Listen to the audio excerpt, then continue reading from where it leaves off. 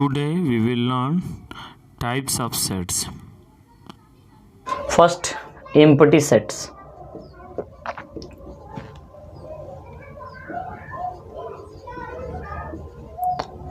Empty sets, a set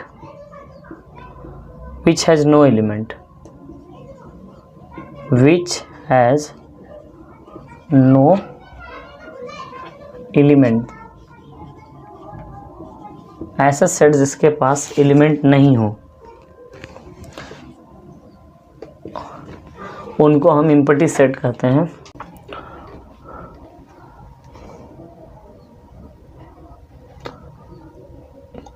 इसके और भी नाम हैं, इसे वाइड सेट भी कहते हैं, वाइड सेट या नल सेट भी बोलते हैं। इसे अलग अलग बुक में अलग अलग लिखा रहता है। तो empty set a set which has no element. For example ऐसे डिनोट कैसे करेंगे, तो suppose A is empty set, तो इसे हम केवल ब्रैकेट से डिनोट करते हैं। तो हमने पढ़ा है कि दो तरीके होते हैं हमें सेट को रिप्रेजेंट करने का। तो ये है करली ब्रैकेट से हम डिनोट करते हैं, ये रोस्टर फॉर्म में डिनोट करते हैं, रोस्टर फॉर्म या रोस्टर मेथड में। और फाई जो होता है वो हम सेट बिल्डर फॉर्म के लिए यूज करते हैं, सेट बिल्डर फॉर्म में। तो ये दो नोटेशन हो गए। एक क्वेश्चन से हम समझे, x such that x element of real number and x square plus 1 equal to 0। ये एक सेट बिल्डर फॉर्म में सेट ए दिया गया है, जो बता रहा है कि x for all x is that x is a element of real number and x square, और एक्स को डिफाइन किया गया है x square plus 1 equal to 1। तो जब हम इसको सॉल्व करेंगे तो एक्स स्क्वायर 1 क्या मिलेगा हमें, -1, और you can say x minus square root of -1। तो ये जो चीज़ है ये क्या हो गई, किसी भी नंबर का स्क्वायर -1 नहीं होता है। हमने 10th में भी पढ़ा है, या स्क्वायर रूट के में माइनस नहीं आता है। स्क्वायर रूट हमेशा क्या होता है, पॉजिटिव होता है। तो इसका हमारा आंसर 10th में क्या होता था, नो सॉल्यूशन। अगर इस तरह का सिचुएशन आता था कि अगर हमारा d लेस देन 0 होता था, तो हम क्या लिखते थे, नो सॉल्यूशन, यानी इसका कोई सॉल्यूशन नहीं आएगा। X square plus 1 equal to 0 का कोई सॉल्यूशन नहीं आएगा, और सॉल्यूशन नहीं आएगा तो एलिमेंट नहीं होंगे। या ए को हम ऐसे रिप्रेजेंट कर सकते हैं, हम एम्प्टी सेट की तरह। ठीक है, एक और एग्जांपल लेते हैं। The set of real number whose the set of real number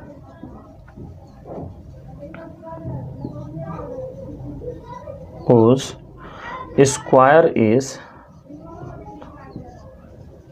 -1। Again किसी भी रियल नंबर का स्क्वायर -1 नहीं हो सकता है, तो इसे क्या बोलेंगे, ये जो आपका सेट है, मान लीजिए इसको हमने ए दे दिया, तो ए अगेन क्या है, हमारा वाइड सेट है। ओके, तो ये हमारा वाइड सेट है। एक और एग्जांपल लेते हैं। मान लीजिए कोई सेट बी है और इसे एग्जांपल एक्स सच दैट, और एक्स हमारा है 5 से छोटा और 4 से बड़ा, और एक्स को बता रहा है कि ये नेचुरल नंबर से बिलोंग करता है, यानी x belongs to natural number. तो हमें पता है 4 और 5 आपस में क्या है, नेचुरल नंबर है, इनके बीच में कोई रेशनल नंबर एग्जिस्ट नहीं करता। तो ये क्या हो गया, वाइड सेट हो गया, नल सेट हो गया। ठीक है, और भी एग्जांपल जैसे जैसे क्वेश्चन में आएंगे हम देखेंगे। तो ये हमारा एम्प्टी सेट हो गया। Second set, singleton set. Singleton जिसमें एक एलिमेंट हो, a set having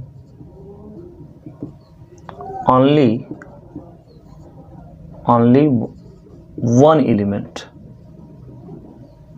is known as singleton set। इसे रिप्रेजेंट करते हैं कोई भी एक एलिमेंट ले लीजिए, ये हमारा इसका रिप्रेजेंट हो गया, ये एक सिंगलटन सेट हो गया। मान लीजिए हमने कोई एक एलिमेंट लिया, ये एक सिंगलटन सेट हो गया। या फिर अगर हमारा 0 एक एलिमेंट है तो ये भी हमारा एक सिंगलटन सेट हो गया। सिमिलरली तो डी को जब हम रोस्टर फॉर्म में चेंज करेंगे, एक्स क्या है, अब एक्स अगर हम इस तरह से इसको सॉल्व करें तो हमें क्या मिलेगा, +-3 मिलेगा। लेकिन नेचुरल नंबर क्या होगा हमारा, 3 होगा, तो हमें एक ही एलिमेंट मिलेगा, तो डी क्या हो गया, 3। तो ये एक सिंगलटन सेट हो गया। तो इस तरह से ये सिंगलटन सेट हो गया। Next set is finite set. A set which is empty or consists finite number of element is called a finite set। जिस सेट के एलिमेंट को हम काउंट कर सकते हैं या उसके एलिमेंट निश्चित होते हैं उसे हम फाइनाइट सेट कहते हैं, जो काउंटेबल हो। For example x for all x such that x is the day of a week. तो वीक में 7 डेज होते हैं, इसे हम काउंट कर सकते हैं। तो ये हमारा एक फाइनाइट सेट का एग्जांपल हो गया। इसमें एम्प्टी सेट को भी हम काउंट करते हैं, वो फाइनाइट सेट में आता है। Next is cardinal number of finite set. Cardinal number of finite set.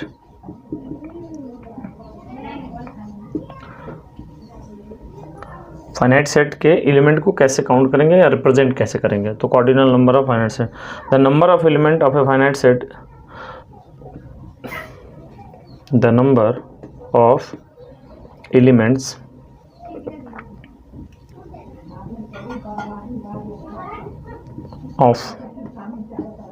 of finite set is called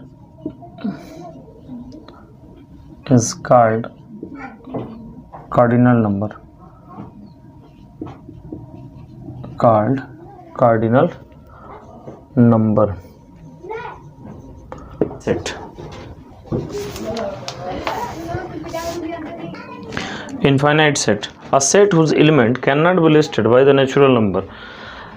ऐसे सेट जिसके एलिमेंट्स को हम लिस्ट नहीं कर सकते या रोस्टर फॉर्म में नहीं लिखा जा सकता। इसके एलिमेंट क्या होते हैं, इनफाइनाइट होते हैं, उसे हम इनफाइनाइट सेट कहते हैं। For example set of all lines in a plane. अब ये एक प्लेन है, ये प्लेन सरफेस पे हम इनफाइनाइट लाइन ड्रॉ कर सकते हैं। तो अगर सारे लाइन का हम एक सेट बनाएं तो वो इनफाइनाइट सेट का एग्जाम्पल होगा। सेकेंड हम इसी तरह से एक एग्जाम्पल लेते हैं सेट बिल्डर फॉर्म में, set of all persons, set of all point in a plane. तो लाइन ले सकते हैं, प्लेन ले सकते हैं। एक और एग्जांपल लेते हैं, एक सेट है, so x such that x is an odd number. Simple, एक ऑड नंबर अगर हम एक एग्जांपल ले लें तो क्या होगा, ऑड नंबर। ये एक इनफाइनाइट सेट का एग्जांपल हो गया, क्योंकि जो सेट ए है इसके जो एलिमेंट होंगे वो इनफाइनाइट होंगे। तो इसको हम रिप्रेजेंट करते हैं रोस्टर फॉर्म में। तो लिस्टिंग सारे एलिमेंट को नहीं किया जा सकता, बट हम पॉइंट्स ऐसे दिखाते हैं इनफाइनाइट को कि आगे भी टू बी कंटिन्यूड, ये आगे भी बड़ा है। Fifth is equal set. Two sets A and B are set to be equal if every element of A is in B and every element of B is in A।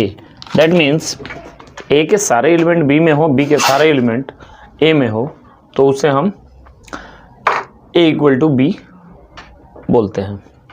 For example if A has 1 2 3 as element and B has 3 2 1 as element, so A equal to B। 6 is equivalent set। equivalent set, equivalent set में two finite set A and B are equivalent if their cardinal number are same. एक चीज़ का ध्यान रखना है, दो set equal तभी होंगे जब वो फाइनाइट सेट होंगे। अगर इनफाइनाइट एलिमेंट होंगे तो वो इक्विवेलेंट हम नहीं दिखा सकते। या तो two finite set A and B are equivalent if their cardinal number of the same, मतलब नंबर ऑफ एलिमेंट जो है ए का नंबर ऑफ एलिमेंट बी के सेम बराबर होना चाहिए, तब उसे हम इक्विवेलेंट सेट बोलेंगे। फॉर एग्जांपल हमने ऊपर एग्जांपल दिया था, यहाँ भी नंबर ऑफ एलिमेंट तो सेम होने चाहिए बट एलिमेंट वही होने चाहिए। यहाँ पे हम सपोज एक एग्जांपल लेते हैं, n equal to S element A comma B comma C, इसमें इसके जो नंबर ऑफ एलिमेंट हैं यहाँ पे वो कितने हैं, 3 हैं। और एक दूसरा सेट लेते हैं B और इसमें हम रखते हैं 1 2 एंड 3, तो इसके कार्डिनल नंबर ऑफ एलिमेंट कितने हैं, 3 हैं। दोनों के नंबर ऑफ एलिमेंट 3 हैं, तो वी कैन से दैट कि A is equivalent to B, ये A और B इक्विवेलेंट सेट हो, तो ये दोनों इक्विवेलेंट सेट है। एलिमेंट कोई भी हो सकते हैं लेकिन नंबर ऑफ एलिमेंट दोनों का इक्वल होना चाहिए। यहाँ पे नंबर ऑफ एलिमेंट तो इक्वल होना ही चाहिए, एलिमेंट भी सेम होने चाहिए। आर्डर तो कोई मैटर करता नहीं है, इसलिए कोई भी आर्डर में हो एलिमेंट वही होने चाहिए। तो ये डिफरेंस है इक्वल सेट और इक्विवेलेंट सेट का। आगे है disjoint set. Next set is disjoint set. Two sets are said to be disjoint if they do not have any common element. अगर दो सेट के पास कोई कॉमन एलिमेंट नहीं होगा तो उसे हम डिसजॉइंट सेट कहते हैं। जैसे A 1 3 5 and B 2 4 6 both have 3 element but not any element have common in both, so they are called disjoint set.